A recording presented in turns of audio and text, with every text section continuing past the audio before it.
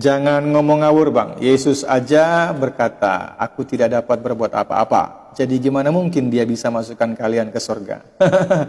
Ini biasanya komen dari orang yang modalnya dengar video orang lain. Kemudian direkam di alam bawah sadarnya, lalu dijadikan tiruan untuk menyampaikan kepada orang Kristen. Saya kalau membaca ini ya cuma tersenyum-senyum aja. Sambil berpikir, kamu pun tak pernah baca Alkitab itu, saya rasa. Tapi saya ingin memberikan penjelasan, jangan kamu skip, karena ini penting. Ini merupakan satu ilmu yang saya kasih sama kamu secara cuma-cuma. Dan kepada teman-teman yang lain. Itu diambil dari kitab Yohanes pasal 5 nomor 30. Aku tidak dapat berbuat apa-apa dari diriku sendiri. Aku menghakimi sesuai dengan apa yang aku dengar. Dan penghakimanku itu adil. Sebab aku tidak mengikuti kehendakku sendiri, melainkan kehendak Dia yang mengutus aku. Orang non-Kristen biasanya mengambil dua kalimat ini. Aku tidak dapat berbuat apa-apa dari diriku sendiri, dan Dia yang mengutus aku. Padahal ini ayatnya panjang. Ini satu topik.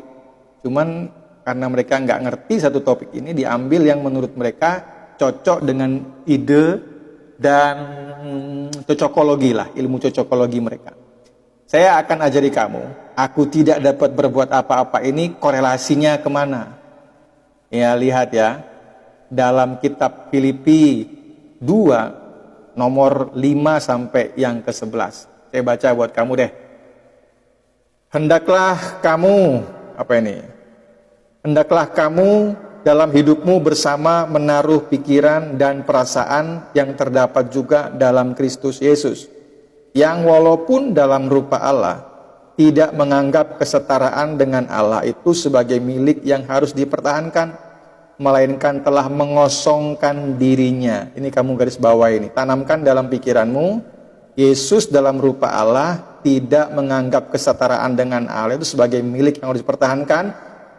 Garis bawahi, telah mengosongkan dirinya sendiri dan mengambil rupa seorang hamba dan menjadi sama dengan manusia. Dalam keadaan sebagai manusia, ia telah merendahkan dirinya dan taat sampai mati, bahkan sampai mati di kayu salib. Itulah sebabnya Allah sangat meninggikan dia dan mengaruniakan kepadanya nama di atas segala nama. Mati di kayu salib ini, dia dalam keadaan sebagai manusia. Itulah sebabnya Allah sangat meninggikan dia. Lanjut ayat 10. Sebab dalam nama Yesus bertekuk lutut segala yang ada di langit dan yang ada di atas bumi dan yang ada di bawah bumi. Dan segala lidah mengaku Yesus Kristus adalah Tuhan bagi kemuliaan Allah. Jadi kalau kamu mendengar kalimat ini, alasannya adalah hubungan korelasinya dengan Filipi 2 ayat yang ke-6. Dia dalam rupa Allah mengosongkan dirinya. Mengosongkan dirinya. Nih kita lihat tentang mengosongkan diri. Data saya berkata begini. Pengosongan diri Kristus sebagai Allah ada dalam fakta bahwa Dia merendahkan dirinya dan dari rupa Allah mengambil rupa hamba bagi dirinya, sekalipun dia Allah dan tidak pernah berhenti menjadi Allah dalam inkarnasi. Dia menjadi manusia yang tunduk, taat dan bergantung kepada Bapa untuk mengerjakan sifat-sifat dasarnya. Apa itu sifat-sifat dasarnya? Sifat-sifat dasar rupa seorang hamba, yaitu manusia. Oke, kita lanjut di sini. Sebagai seorang hamba, sebagai seorang manusia, benar dia tidak dapat berbuat apa-apa karena dia sedang mengerjakan sifat-sifat dasarnya. Kamu lihat pada poin pertama, dalam pengosongan dirinya, dia menyerahkan kemuliaan, keagungan yang bersinar, dan ekspresi luar dari kealahan yang dia miliki bersama Bapa. Dia menyerahkan kemuliaan keagungan yang bersinar. Yohanes 17 ayat yang kelima, baca itu di Alkitab atau di online. Yang kedua, dalam pengosongan dirinya, dia menyerahkan rupa Allah dan mengambil bagi dirinya rupa seorang hamba tanpa berhenti menjadi Allah. Ini dia lakukan dalam kelahiran dari seorang perawan Maria. Jadi kalau kamu berkata, Tuhan kok lahir jadi manusia? Karena dia menyerahkan rupa Allah, mengambil baginya seorang rupa seorang hamba, ini manusia, tanpa berhenti menjadi Allah.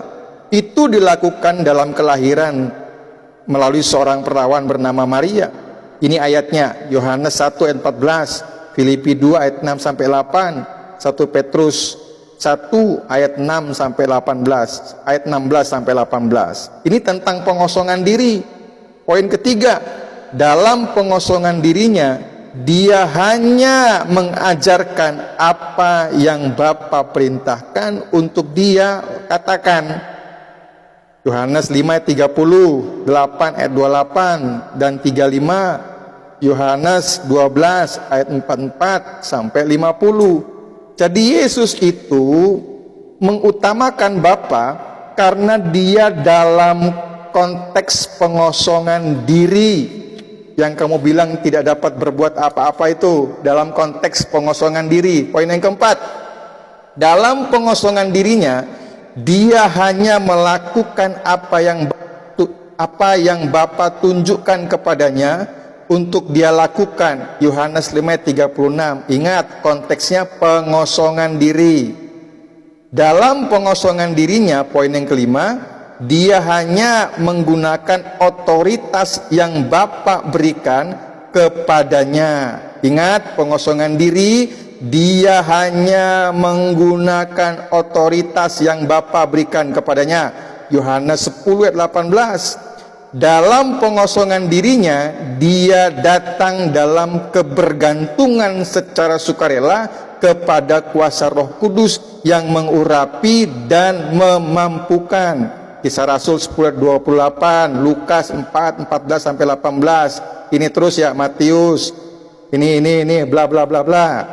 Poin yang ketujuh, dalam pengosongan dirinya, dia mengesampingkan penggunaan bebas dari sifat-sifat ilahinya, hanya menggunakan jika Allah menghendaki. Inilah penundukan diri untuk tujuan penebusan. Dia tidak pernah menggunakan hak ilahinya untuk tujuannya sendiri. Yohanes 14. Ini ya ayat-ayatnya ya. 1 Korintus 10:13. Nah, ini semua yang kamu katakan tentang dia tidak dapat berbuat apa-apa, ya karena dia dalam konteks mengosongkan diri. Mengosongkan diri. Jadi dalam konteks mengosongkan diri, kamu akan melihat banyak sekali ayat-ayat yang mengatakan Yesus itu tidak dapat berbuat apa-apa. Itu banyak sekali, sampai bahkan kiamat pun dia katakan hanya Bapa yang tahu, karena dia sedang mengkondisikan dirinya sebagai pribadi yang mengosongkan diri. Untuk apa dia mengosongkan diri? Untuk menghormati Bapa. Sebagai manusia dia menghormati Bapa. Lihat Yohanes 15 ayat 41. Aku tidak memerlukan hormat dari manusia. Siapa yang ngomong ini? Yesus. Jadi saya harap kamu dapat paham ini ya. Aku tidak berbuat apa-apa dari diriku sendiri, karena korelasinya dengan Filipi 2 ayat yang ke-6. Dia telah mengosongkan dirinya dan mengambil rupa seorang hamba yang memiliki sifat-sifat ketergantungan kepada Bapa untuk mengerjakan sifat-sifat dasarnya sebagai seorang yang mengambil rupa hamba bagi dirinya. Tapi ingat, dia tidak pernah berhenti menjadi Allah dalam inkarnasi.